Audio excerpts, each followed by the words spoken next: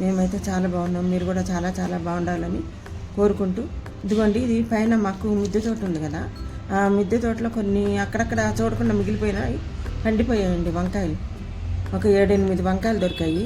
సరేలే చక్కగా మాగాయ అదే ఆవకాయలాగా పెట్టుకోవచ్చు అనమాట.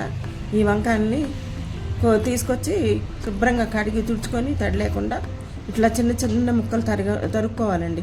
తరుక్కొని అందులో పసుపు, రాళ్ళ ఉప్పు ఉంటుంది కదా, అది చింతపండు ఎంత పడతాయో అంత మనం కలుపుకొని ఇలా పెట్టుకోవాలి. పెట్టుకొని ఇప్పుడు 3 రోజులు అయిపోయింది, ఇది ఇవాళ 4వ రోజు. ఇదిగోండి చింతపండు చూసారా, ఉప్పుకి పసుపుకి కలిపేటప్పటికి నీరు వస్తుంది కదా, ఆ నీరుకి ఇదిగో ఇలా నానిపోతుంది. ఇప్పుడు ముక్కలు ఇవన్నీ మనం వేరు చేసి పెట్టుకొని ఆ పసుపును అదే చింతపండు ఉప్పు పెట్టాం కదా, అది మిక్సీ పట్టుకోవాలన్నమాట. ముక్కలు వేరుగా పెట్టేసుకొని, ముక్కలు మటుకు అసలు ఏం చేయొద్దు, ముక్కలు పక్కన పెట్టేసుకోవాలి. అది ఎలా చేయాలో నేను ఇప్పుడు చూపిస్తానండి మీకు.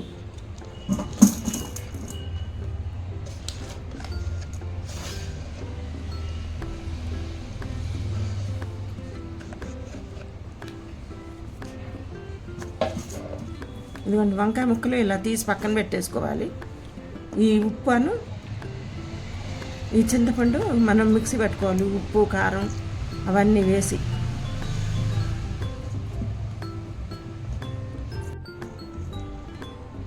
చూడండి చక్కగా 4 days అయిపోయేటప్పటికి బాగా ఉప్పు అంతా కరిగిపోయింది, చింతపండు కూడా బాగా మెత్తగా నానిపోయిందనమాట. ఇలా నానబెట్టుకోవాలి. 4-5 days అయినా ఏం కాదు. ఇదిగోండి చింతపండు ఇలా తీసుకొని, చింతపండు వరకే, అసలు వంకాయ ముక్కలు అస్సలు వేయొద్దు, రానియొద్దు. ఇవన్నీ తీసి పక్కన పెట్టేసుకోవటమే వంకాయ ముక్కలు మొత్తం. మనం ఉప్పు కూడా కరిగిపోతుందండి శుభ్రంగా. ఏమన్నా ఎక్కడన్నా ఒక్కోటి ఏమన్నా చేతికి మనకి కళ్ళు ఏమన్నా తగిలితే ఈ చింతపండుతో పాటు మిక్సీలో వేసుకుంటే నలిగిపోతుంది. అది కూడా మెత్తగా చాలా బాగుంటుందండి. మేము చిన్నప్పుడు మా అమ్మ బాగా చేసేవారు అనమాట. ఈ తర్వాత ఇంకా ఇవన్నీ ఎవరు తింటారులే అని చెప్పేసి నేను వెనక్కి వెళ్ళిపోయింది. కానీ ఈ వంకాయ పచ్చడి పెట్టుకోవడం భలే ఉంటుందండి. ఇది మగ్గి బాగా ఆవకాయ ముక్క తిన్నట్టే ఉంటుంది. మనం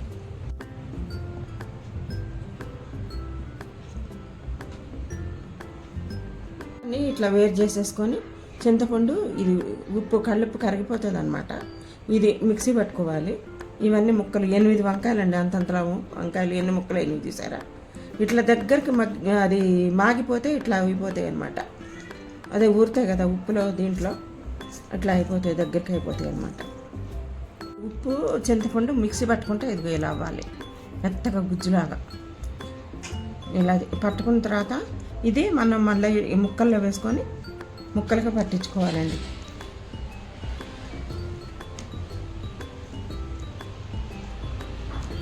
ఇప్పుడు ఇందులో ఉప్పు కాదు మర్చిపోయాను, సారీ అండి, అది కారము, మెంతిపొడి, కొంచెం ఆవపొడి వేసి కలిపి పక్కన పెట్టేసుకొని పోపు వేసుకుందామండి. ఇదిగోండి ఉప్పు, చింతపండు, అది గుజ్జు ఇట్లా పట్టించుకున్న తర్వాత ఇదిగోండి ఇప్పుడు కారం. మిరపకాయలు తీసుకొని ఎండబెట్టి ఆడించామండి కారం. తర్వాత మెంతిపొడి అండి కొంచెం, చాలు సరిపోతుంది, 2 స్పూన్లు అండి. ఇదిగోండి ఇది ఆవపొడి, ఇది కూడా అంతే, కొంచెం 2 స్పూన్లు 2.5 స్పూన్లు అంతే. జీలకర్ర వేయించి అది కూడా పౌడర్ చేసుకున్నాము, అది కూడా కొంచెం 1 స్పూను. భలే బాగుంటుంది అనమాట స్మెల్, చాలా బాగుంటుంది, స్మెల్ బాగా వస్తుంది. ఇది జీలకర్ర పొడి వేయించి పౌడర్ చేసుకున్నాం అనమాట, కొంచెం 1 స్పూన్ బాగా వేసుకున్నాం కదండి. ఈ పచ్చడికి కరెక్ట్గా అంత వెల్లుల్లిపాయ అండి, పొట్టు ఏం తీయొద్దు.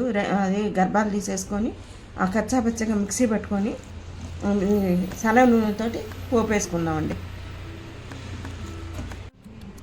ఇవి తాలింపుకి కావాల్సిన పదార్థాలు: శనగపప్పు, ఇవి ఆవాలు, ఇవి మినపప్పు, జీలకర్ర, ఎండుమిర్చి 4 ఇట్లా తుంచి ముక్కలు చేసుకున్నాము. తర్వాత వెల్లుల్లి రెబ్బలు మిక్సీ పట్టుకోవాలి కచ్చాపచ్చగా. ఒక 1/2 స్పూను అది ఇంగువ పొడి.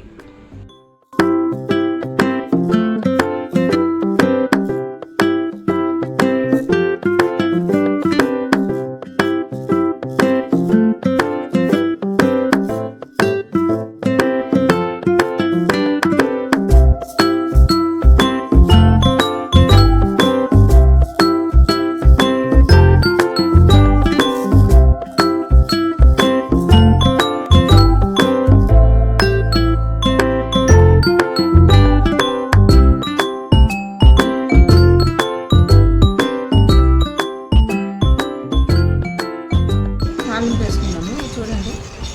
ఇదిగోండి వెల్లుల్లిపాయలు, ఆవాలు, మినపప్పు, శనగపప్పు, ఇంగువ, ఎండుమిర్చి, జీలకర్ర ఇవన్నీ ఇలా అవ్వాలి. చల్లగా ఆరిపోయిందండి. ఇప్పుడు పచ్చడి దీంట్లో వేసుకొని కలిపేసుకుందాం.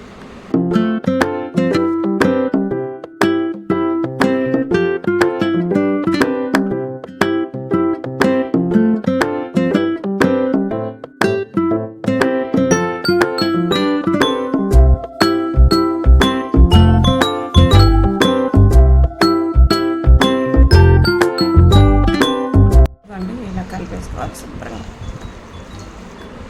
చేతితోటే కలిపేసుకోండి, ఎందుకంటే ఇది మనం అన్నీ వేసాం కదా, ఉప్పు, మెంతిపిండి, ఆవపిండి, కారం ఇవన్నీ మొత్తము మళ్ళీ బాగా కలవాలంటే చేతితోటి అయితే బాగా కలుస్తుంది. లేకపోతే గరిటె పెట్టి కలిపారనుకోండి కలవదు. ఇలా కలవాలి బాగా చక్కగా. ఆయిలు, ఈ పోపు గింజలు ఇవన్నీ ఎంత కమ్మగా మంచి వాసన వస్తుందండి. ఎప్పుడెప్పుడు తిందామని నోరు ఊరిపోతుంది. అసలు నన్ను అడిగితే మనిషిని సృష్టించి ఈ భూమి మీద భగవంతుడు మన కోసం ఎన్ని ఇచ్చాడో చూడండి. అసలు ఆయనకి ఎన్ని వేల సార్లు, కోట్ల సార్లు కృతజ్ఞతలు చెప్పుకున్నా తక్కువేనండి. కానీ మనం వాటిని అన్నిటినీ కాపాడుకోలేకపోతున్నాం. ఈరోజు మన చేతులారా మనమే నాశనం చేసుకుంటున్నాం అన్నమాట. ప్రతి ఒక్కళ్ళు కనీసం 4 చెట్లన్నా ఇంటి మీద పెంచుకోండి. ఎంత ఆనందంగా ఉంటుందో, ఎంత తృప్తిగా ఉంటుందో ఆ పని చేసుకుంటూ. ఒక్క కాయ మన చేతులతోటి పండించుకునేది ఒక్కటైనా సరే తిన్నాము అనుకోండి, అందరికీ పెట్టి మన ఇంట్లో వాళ్ళందరికీ మనం కూడా తిన్నాం అనుకోండి, అందరితో పంచుకున్నాం అనుకోండి, అసలు ఆ ఆనందం మాటల్లో చెప్పలేమండి. అనుభవిస్తేనే తెలుస్తుంది అన్నమాట. ఎంత తృప్తిగా ఉంటుందో, ఎంత సంతోషంగా ఉంటుందో, ఎంత ఆనందంగా ఉంటుందో. నేను అసలు ఇప్పుడు ఇంట్లో మొత్తం పని మనిషి కూడా లేదు, నేనే చేసుకుంటానండి. మరీ కొంచెం నీరసం ఏదైనా అనిపించినప్పుడు కాసేపు పడుకుంటాను, రెస్ట్ తీసుకుంటాను, మళ్ళీ లేచి మొత్తం పనులు చేసుకుంటాను. ఆ మొక్కలతో ఏదో మాట్లాడుకుంటూ పిచ్చిదాన్నే అనుకుంటారేమో అనిపిస్తుంది ఎవరన్నా చూస్తే. వాటర్ పోసుకోవడం, వాటిని గడ్డి బీకడం చేసుకోవడం, అవి కాసిన ఏమన్నా కాయలు కానీ ఏమన్నా పువ్వులు కానీ అవన్నీ కోసుకుంటే కాసినప్పుడు కోసుకుంటుంటే ఎంత సంతోషం అనిపిస్తుందో, ఎంత తృప్తి అనిపిస్తుందో. చూసారా పచ్చడి ఎంత బాగా వచ్చిందో చూసారండి. ఎంత అద్భుతంగా ఉంటుందో ఈ టేస్ట్ అమోఘంగా ఉంటుంది అనమాట. చూడండి, చల్లగా ఆరిపోయిన తర్వాత గాజు బాటిల్లో లేకపోతే చిన్న జాడీలు ఉంటే దానిలో కానీ భద్రపరచుకోండి. కరెక్ట్గా సంవత్సరం ఉంటుందండి ఫ్రిడ్జ్లో పెట్టుకుంటే. లేకపోతే విడిగా పెట్టుకుంటే 6 months. అదే ఫ్రిడ్జ్లో పెట్టుకున్నారనుకోండి 1 year ఉంటుంది బాగా.